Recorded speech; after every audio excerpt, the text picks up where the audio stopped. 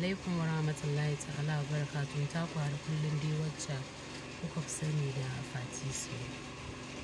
To, yau ma na ƙara dawowa a gaban da maganan mata dai. Kina ƴa mace a cikin gidanki. Mijinki ya fita, ya zo ya bar ki da ɗaurin ƙirji, ya kuma dawowa ya same ki da ɗaurin ƙirji. Ki gaya min don girman Allah, don girman Annabi Muhammadu manzon Allah sallallahu alaihi wasallama, idan ya ga 'yar gayu a waje dagwas gwanin sha'awa, wanke hannu ka taɓa, ki gaya min ya ba ta ruɗe shi ba. Ya ba za ta ruɗe shi ba. Kun san irin gyaran da 'yan mata suke yi yanzu a waje kuwa? Kun san irin kwalliyar da suke ci kuwa a waje yanzu? Mata na cikin gida, ina ba ku wannan labarin. Ban ce gaba ɗaya ba a yin gyaran ba, ana yi daidai gwargwado. Amma a cikin kashi 100, kashi 60 ne suke wannan gyaran. Kashi 40 duk ba sa yi. Me dalili? A matsayinki na 'ya mace.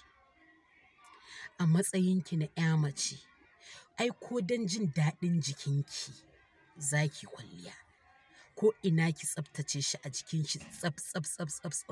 Mijinki idawo kina ƙanshi ke kanki kin san ciwon kin kai. Amma mijinki ya zo kawai yana haka, in kika yi magana ta nan sai ya haka, in kika yi magana ta nan sai ya haka, in kika yi magana sai ce haba mata. Wani abubuwan da maza suke yi mana da laifinmu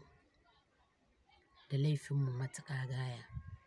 Ya kamata a matsayinki na 'ya mace, dan su in ma misali ba ki da kuɗin da za ki sai shaving cream. Wannan stick ɗin ina ji naira 100 ne ko naira 50 ko 70 ne ake siyarwa. Ki siya ki amfani da shi. Ya kamata brush ma ki rinƙa yi sau 2 ko sau 3 a rana. Asuwakin nan akai ki rinƙa haɗawa da shi. Shi wannan shaving stick ɗin nan idan kika siya, ki cire gashin ko ina a jikinki. Gashi yana sa wari a jikin mace. Gashi yana sa wari a jikin mace. Idan baki sani ba ki sani.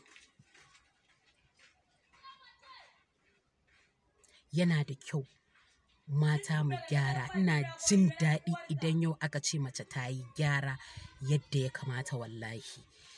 Wallahi ina jin daɗi in ji namiji yana yabon 'ya mace. Ina jin daɗi a rayuwa ta duniya. Mata, wannan ƙalubale ne gare mu. Don Allah idan ya fita da wannan kwalliyar a jikinki, kafin ya dawo a canja kwalliya. Ba laifi ba ne. Na gode.